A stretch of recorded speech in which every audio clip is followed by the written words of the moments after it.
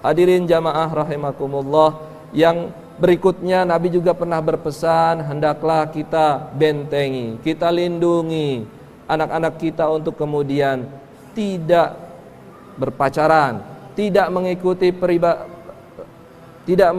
budaya-budaya dari luar, tidak mengikuti budaya-budaya dari non-muslim seperti pacaran. Karena Rasulullah pernah menasehati dan berpesan, la yakhluwanna rajulun bi imra'atin wa fasyaitanu thalithuhuma. Tidak boleh ada seorang laki-laki itu berdua-duaan dengan seorang perempuan. Kenapa? Karena yang ketiganya adalah syaitan.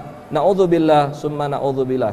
Yang ketiga, Nabi SAW kemudian berpesan bahwa seorang orang tua itu memiliki tanggung jawab perkembangan fisik. Kita juga tidak hanya memperhatikan perkembangan spiritual saja, tetapi juga kita perhatikan perkembangan fisik anak kita. Kita berikan yang pertama nafkah untuk anak kita. Kata Nabi SAW bercerita, dinarun anfaqtahu fi sabilillah wa dinarun anfaqtahu fi raqabatillah wa dinarun tasaddaqta bihi ala miskin wa dinarun anfaqtahu ala ahlika. Kata Nabi SAW, harta yang kita sedekahkan untuk umat, harta yang kita sedekahkan untuk fakir miskin, harta yang kita sedekahkan untuk keluarga, untuk anak-anak kita, yang paling besar kata Nabi adalah a'zamuha ajran alladhi anfaqtahu ala ahlika. Yang paling besar pahalanya justru kita sedekahkan untuk anak-anak kita. Oleh karena itu kita harus memperhatikan fisik, perkembangan jasmani dari anak-anak kita. Hendaklah kita takut ketika nanti generasi anak kita adalah generasi yang lemah, sebagaimana disebutkan dalam Al-Quran, wal yakshal ladina law taraku min khalfihim dzurriyyatan di'afan khafu alaihim. Hendaklah umat Islam itu khawatir jika nanti generasi penerusnya adalah generasi yang lemah ekonomi, lemah ilmu pengetahuan, lemah keimanan, lemah akhlak dan kelemahan yang lainnya. Oleh karena itu, marilah kita didik dan kita persiapkan generasi-generasi anak kita dengan pendidikan yang baik.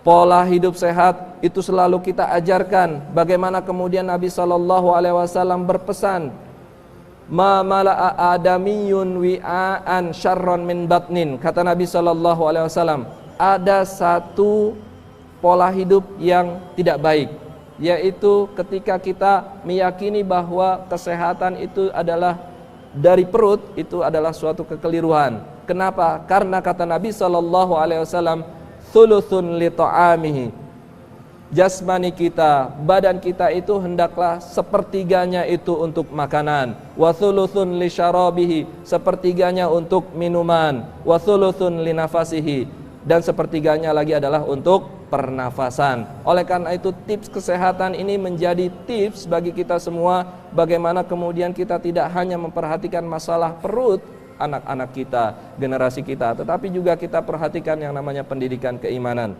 Begitu juga yang terakhir adalah Rasulullah mengibaratkan bagaimana anak-anak kita itu harus memilah dan memilih kawan, memilah dan memilih teman. Rasulullah pernah mengumpamakan dua perumpamaan. Pertama adalah teman anak kita adalah dari kalangan yang baik. Kata Rasulullah, dipermisalkan itu seperti orang yang menjual minyak wangi. Ketika anak kita temannya itu adalah seorang penjual minyak wangi, maka anak kita pasti akan mendapatkan wangi yang semerbak. Justru yang kedua kata Rasulullah mengumpamakan janganlah anak kita bergaul, diumpamakan seperti orang tukang las yang menyemburkan api, yang menyemburkan rasa panas. Kenapa? Karena kalau anak kita bergaul dengan anak-anak yang jahat, pasti nanti anak-anak kita akan terbawa, pasti nanti putra-putri kita itu akan menjadi jahat. Na'udzubillah summa na'udzubillah. Demikianlah tausiah yang singkat ini, mudah-mudahan ada manfaatnya.